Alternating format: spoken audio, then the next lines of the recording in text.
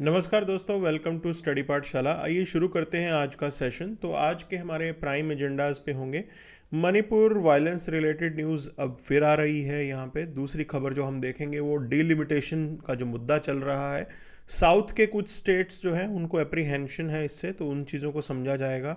और Madhav national park 58th tiger reserve बना दिए गए हैं एंड मध्य प्रदेश के अंदर अब एट प्रेजेंट 9 टाइगर रिजर्व हो गए हैं, तो इसको थोड़ा देखेंगे। और दूसरी चीज़, हाई कोर्ट के अंदर एड होक जजेस को अपॉइंट करने का क्या प्रोसेस है, क्या प्रोसीजर है, विल लुक इनटू दैट। और इंडिया मॉरिशस टाइज, ओके, तो former foreign secretary mister Shyam Saran, उनका एक एडिटोरियल है, we look into this. And then judiciary के अंदर जो जेंडर गैप का मुद्दा है, how we are going to address that.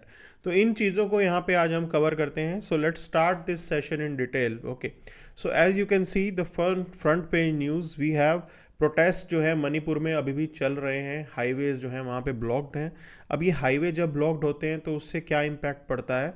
Major impact पड़ेगा। These highways they are the lifeline. जो भी वहाँ पे सामान जाएगा, but you can say food item, but you can say fuel item, everything is facilitated through these highways. और यहाँ पे अगर ये सब ब्लॉकेट लगाया दिया जाता है तो वैली के अंदर काफ़ी इम्पैक्ट होता है। और यहाँ पे भी देखा है, देखो ये हाईवेज जो हैं, जो कुकी ग्रुप है वो यहाँ पे इस हाईवे को ब्लॉक कर रहे हैं। And prime point is this, इसका इम्पैक्ट जो है मणिपुर के अंदर लंबा चलेगा।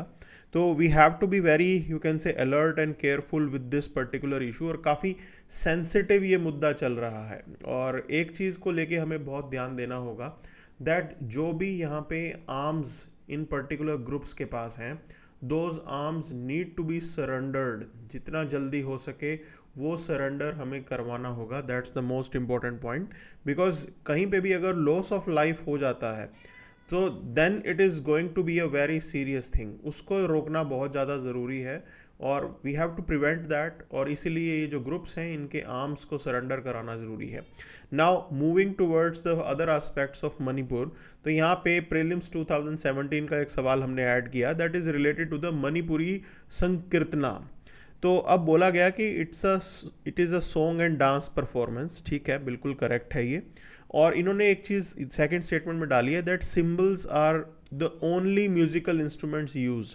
अब देखो एक चीज़ आपको ध्यान देनी है, जहाँ पे भी आप ओनली समझ जाओ, ओनली दिखे, you should be alert at that particular point, because they are saying कि भी इस डांस परफॉर्मेंस में सिर्फ जो है सिम्बल्स यूज़ किए जा रहे हैं।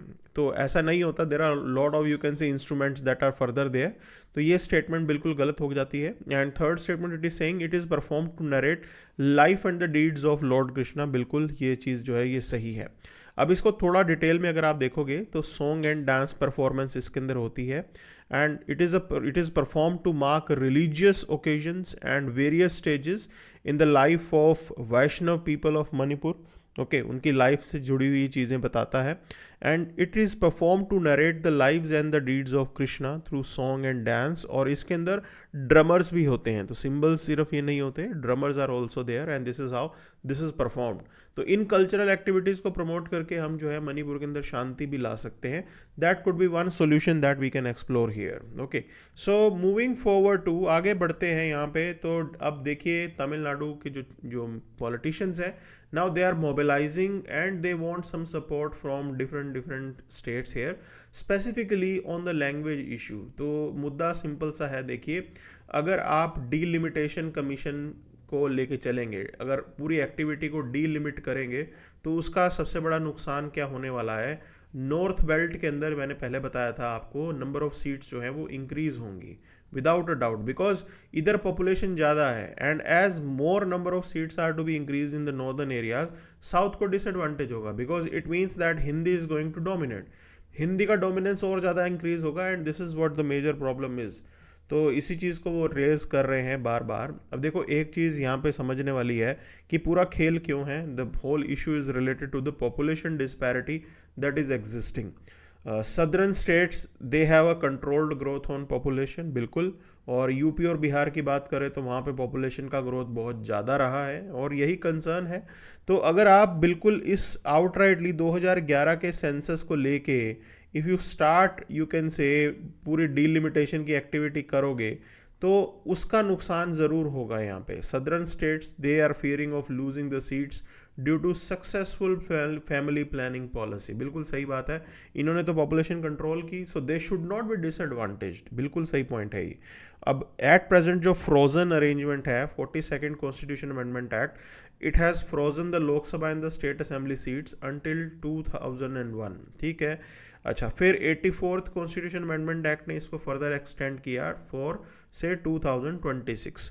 अब ये 2026 आने वाला है, तो उस समय जो है हमें डिसाइड करना होगा कि इसको फर्दर फ्रीज करना है या सीट्स को इंक्रीज करना है।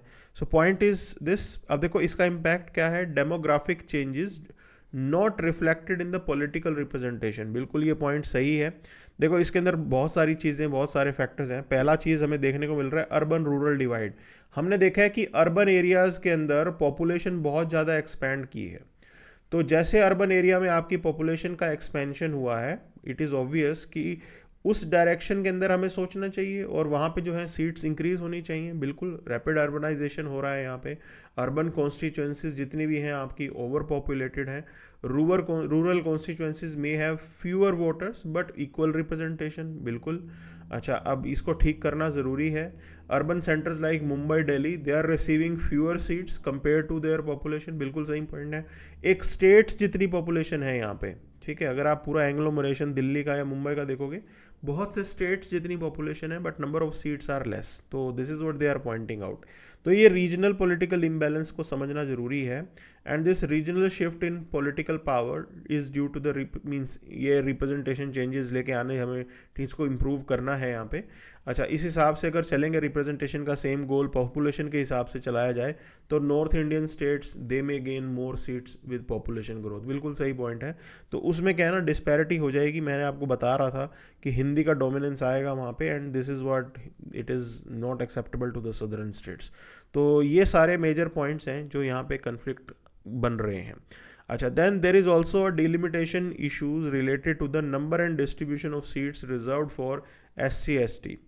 तो इधर भी थोड़े बहुत चेंजेस लाने की ज़रूरत है। दूसरी चीज़, क्या वो चेंजेस एक्सेप्टेबल होंगे पॉपुलेशन के अकॉर्डिंग। So these are few things that are to be debated, और इसीलिए डिलिमिटेशन एक प्रोग्रेसिव स्टेप तो है, but we need to address the disparity. तो जिस प्रोपोर्शन के अंदर नॉर्थ बेल्ट में सीट्स इंक्रीज होनी होंगी, उसी प्रोपोर्शन में आपकी साउथ में भी होनी चाहिए। That should be done. तो वो बैलेंस जो पुराने वाला है ना, वो मेंटेन रहना चाहिए। तो this is the point that they are making, that balance need to be maintained, and that is what it is pointing out. तो आगे चलते हैं। माधव नेशनल पार्क को 58 टाइगर रिजर्व बना दिया गया, and this is the 9th tiger reserve in Madhya Pradesh. Madhya Pradesh में 9th tiger reserve है मध्य प्रदेश का। एंड देखिए इससे मेजर फ़ायदा क्या होगा, माधरगढ़ इधर है, पन्ना नेशनल पार्क इधर है, वन विहार नेशनल पार्क इधर है। So it form a cluster. ये एक तरीके के आपका क्लस्टर बन जाता है, and this is the important point. ये क्लस्टर बनेगा तो कभी कभी होता क्या है ना, टाइगर को बहुत बड़ा एरिया चाहिए। टाइगर सिर्फ इतने एरिया में कन्फाइंड नहीं होता। टाइगर एक नेशनल पार्क, एक टाइगर रिजर्व से दूसरे टाइगर रिजर्व की तरफ चला जाता है। So tiger needs a big area, and in that line this cluster is fine. बिल्कुल बढ़िया है ये क्लस्टर अगर इस तरीके का बनता है वहाँ पे। Okay, and more effort is to be done. ज़्यादा एफर्ट और करना चाहिए टाइगर रिजर्व वगैरह बना के हमें टाइगर को कंजर्व करने के लिए।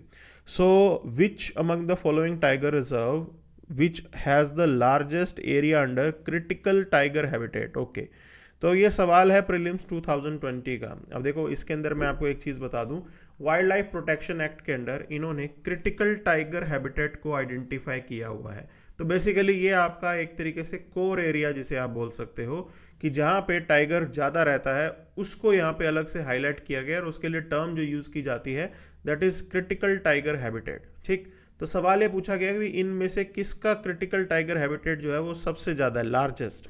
अब देखो इधर अगर हम प्रोबेबिलिटी पे भी जाए ना, तो नागा अर्जुना सागर श्रीसेलम टाइगर रिजर्व जो है ये वैसे ही इंडिया का सबसे बड़ा नेशनल पार्क है।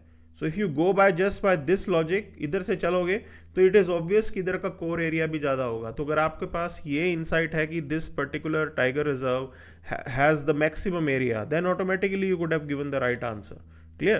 तो this is the right answer. Nagarjuna Srisailam project जो है ये, मतलब Srisailam tiger reserve, this has the highest your you can say maximum critical habitat area here. Okay, ये याद हो गया हमें। अब इसके अंदर देख लेते हैं कुछ मिस ना हो जाए यहाँ पे हमें। तो we have covered all these things, ये सारी चीज़ें हमने यहाँ पे कवर की हैं। And you can say things are fine here, चीज़ें सही हैं, मैक्सिमम चीज़ें हमने कवर कर ली हैं। सो देखिए, there are new developments in Jammu and Kashmir. So 3 people they have been killed there and they are trying to explore कि इधर कोई टेररिज्म का लिंक तो नहीं है, because if this is the terror killing then it's a serious issue. तो वो JNK के जो पूरा सिनेरियो है उसको फिर दोबारा डिस्टर्ब कर सकता है। ना moving to this point of एडहोक appointment of high court जजेस। ओके, सो इस पे चलते हैं। तो हमारे यहाँ पे article 224A of the constitution, it allows the appointment of retired जजेस एज एन एडहोक जज इन हाई कोर्ट। बिल्कुल सही। और बिल्कुल ऐसा इसलिए किया जाता है क्योंकि नंबर ऑफ केसेस बहुत सारे पेंडिंग हैं। So over 18 lakh cases, criminal cases pending in Indian courts. Supreme court ने डिसाइड किया था कि हमें अब एडहोक जज जो है वो अपॉइंट करने पड़ेंगे। अब देखो इसके लिए प्रोसेस क्या है यहाँ पे। तो पहली चीज़, सरकार को आपको प्रपोजल भेजना पड़ेगा कि इतने हाई कोर्ट में आप एडहोक जज लगाने वाले हैं।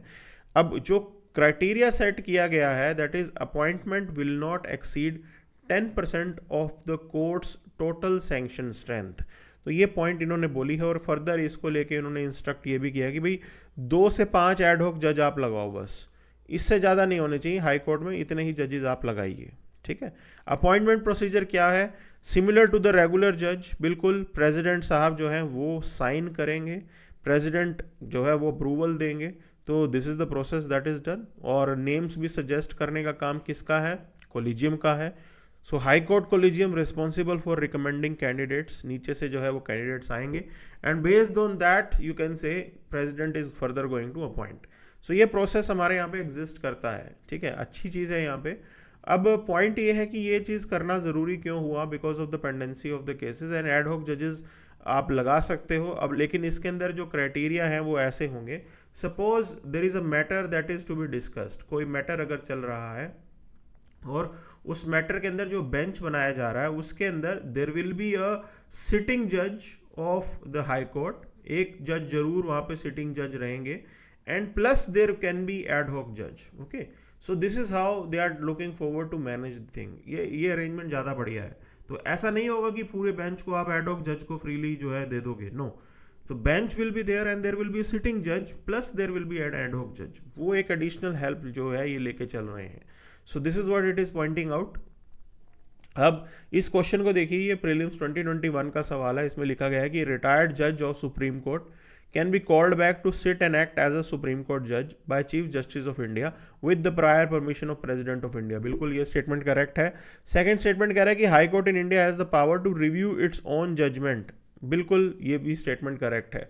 तो सेकंड स्टेटमेंट को देखते हुए आपको बता दूं, there was a judgement that is Puttakalathil Ramakrishnan versus tahsildar. Okay, ये केस है जिसके अंदर ये बात साफ आई है कि high court in India has the power to review its own judgement. That is what it is pointing out. Clear? तो ये पूरा सिस्टम हमने देख लिया है यहाँ पे।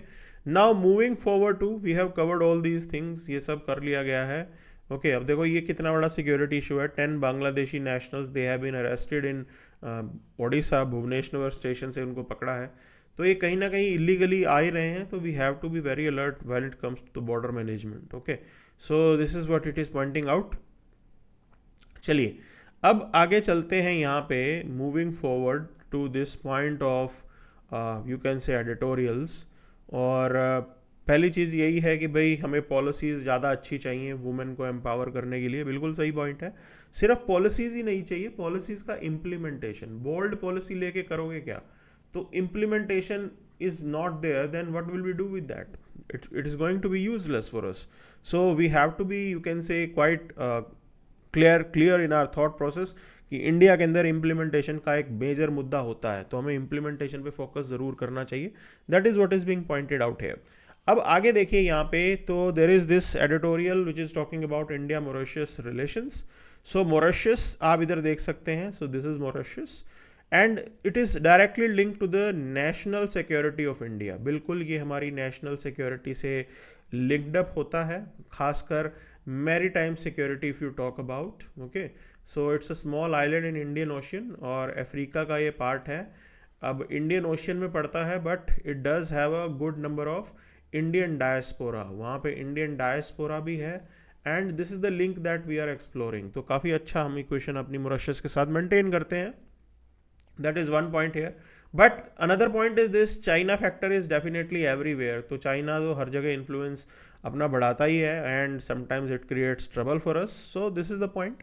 अभी होगा क्या कि Modi is going to visit the independence day celebration as a guest of honour, और ये बहुत इंपॉर्टेंट एक तरीके से हमारे लिए डेवलपमेंट है, because this will help us in developing some sort of connection between Modi ji and Naveen Chandra Ramagulam. Okay, so he's also of Indian origin. तो अच्छा हमारा जो है इक्वेशन वहाँ पे रहने वाला है।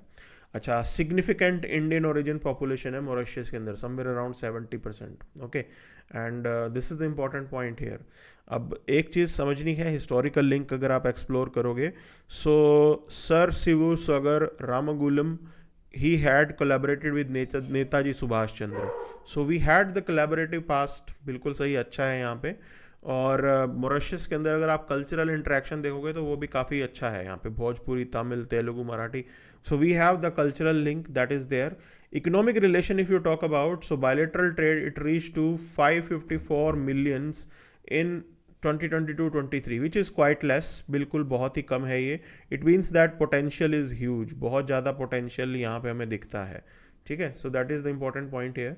अच्छा, हम बेनिफिट उठा सकते हैं किसका? We do have double taxation avoidance agreement, so that can help us in promoting the investment, बिल्कुल वो हमें हेल्प कर सकता है। So that is one angle here. अब देखिए मैरीटाइम सिक्योरिटी में what are we doing here? Mauritius as the sentinel of western Indian ocean, बिल्कुल वो है। So another point which is critical, देखो India is the net security provider, हमें कोई problem नहीं है ये रोल अदा करने में। इस पूरे इंडियन ओशियन के रीजन के अंदर हमसे पावरफुल नेवी कोई नहीं है। So we are the net security provider and we are engaging with them as well. आप कोलंबो सिक्योरिटी कॉन्क्लेव के अंदर साथ में मिल रहे हैं and there is, you can say, India, Sri Lanka, Maldives, Mauritius and Bangladesh. So we are together, we are discussing about how we are going to manage the maritime security. तो collective effort ही होता है, ऐसा नहीं होगा कि आपके सिर्फ इंडिविजुअल उससे बात बन जाएगी। So that is the point here. And then there is this coastal radar station and surveillance facility at Agalega, you can say, island, वहाँ पे है। So there is this access to Indian navy's information fusion centre to enhance the domain awareness. तो हम लोग सब में साथ मिलकर काम कर रहे हैं, that is what the idea is, और साथ मिलकर ही बात बनती है। सो हमारी नेशनल सिक्योरिटी में ये छोटे छोटे कंट्रीज़ एक इंपॉर्टेंट रोल प्ले करते हैं एंड हमारी नेशनल सिक्योरिटी सिर्फ रीजनल नहीं है, इट गोज़ बियॉन्ड इट। तो that is what is being highlighted here. तो वो बड़ा एस्पेक्ट है जो इंडिया को देख के चलना होता है and we do maintain good equation with Mauritius, कोई खास प्रॉब्लम नहीं आती है यहाँ पे।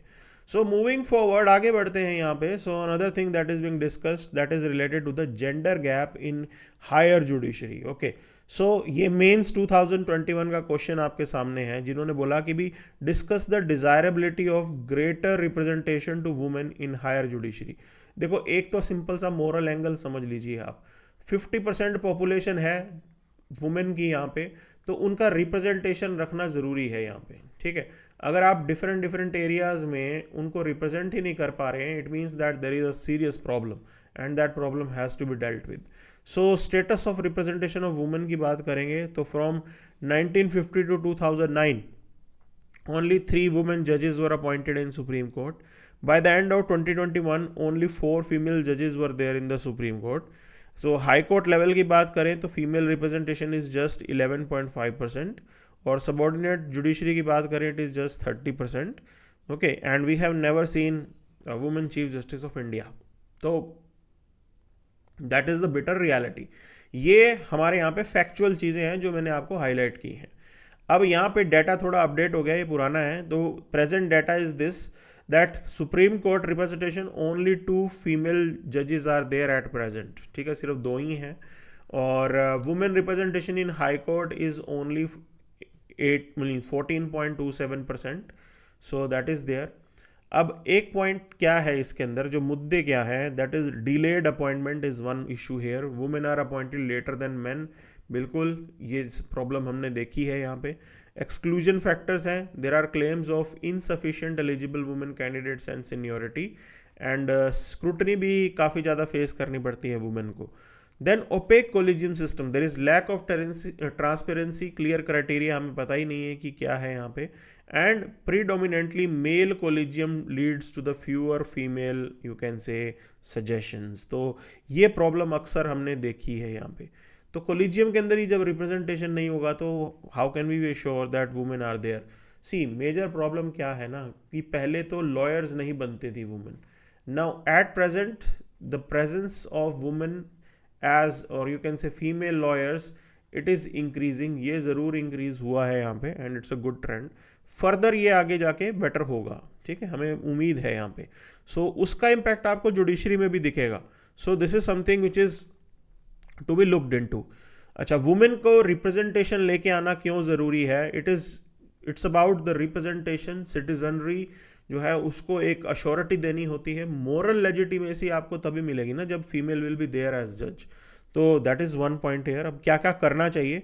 There should be focus on gender diversity, aimed for at least 1/3 of the higher judicial appointment to be women. बिल्कुल ये हम कर सकते हैं. ट्रांसपेरेंट अपॉइंटमेंट प्रोसेस होना चाहिए. So things are to be clear. बिल्कुल अच्छे से क्लैरिटी के साथ आप चीज़ों को करेंगे. So then it will be a smooth and great thing. बिल्कुल चीज़ें जो है उससे सही रहेंगी. So that is something which can be assured. And normalisation of women appointment. So work towards making women appointment routine, not an extraordinary thing. बिल्कुल routine में regularly women को आप अपॉइंटमेंट देंगे. So this is how it is. Because over the time उससे फायदा क्या होगा ना कि कोलिजियम भी आपका जहाँ पे फीमेल प्रेजेंटेशन आ जाएगा फिर. So that is something that we can you can say think about. So this is what it is demanding. अब देखिए आगे चलते हैं. तो अब जो हमें मेजर कवर करना है that is related to the world news. दुनियादारी की खबरें देखते हैं कि क्या क्या चल रहा है यहाँ पे. Okay, so more than 1000 killed in Syrian communal clashes. So that is the new development here. तो जो यहाँ पे पुराने लीडर थे बशर अल असद, उनके जो सपोर्टर्स थे उनको यहाँ पे मारा जा रहा है. And this is the target killing that is taking place here. So इसी का डर था और वही हो रहा है यहाँ पे. Okay, so it's a major you can say security concern for Syria. बिल्कुल है ये. And this is what is being made here. दूसरी तरफ इजराइलीज़ ने गाज़ा में फिर दोबारा स्ट्राइक किया है हमास के ऊपर. And see this type of peace, अभी ये डील नेगोशिएट कर रहे हैं and in that environment this violence is going on. So you can easily predict how long this can go. So सवाल ही यही बनता है कि how long the violence can be controlled. तो ये मुद्दा है इजराइल पैलेस्टीन के केस में. It won't be easy. शांति हो भी जाएगी, सीज फायर हो भी जाएगी, but still it won't be easy. That is the point. So Chinese military it warned of tightening noose around Taiwan. तो ये ताइवान का मुद्दा है यहाँ पे. And there is good probability that Trump might use this opportunity to attack Taiwan. तो not Trump mean sorry, this Trump's tenure can be used by China to attack Taiwan. तो ये प्रोबेबिलिटी ज़रूर है यहाँ पे. Because Trump is reluctant. ये reluctant है किस चीज़ को लेके? Trump is reluctant regarding you can say active action when it comes to issues that are there. Global मुद्दों पे एक्टिव एक्शन को लेके ट्रम्प थोड़े रिलक्टेंट है. So in that case if China attacks Taiwan, तो हमें कोई गारंटी नहीं है कि ट्रम्प जो है उस केस के अंदर कोई डिसाइसिव रोल प्ले करेंगे. ही मे इवेड, बिल्कुल वो पीछे हट सकते हैं.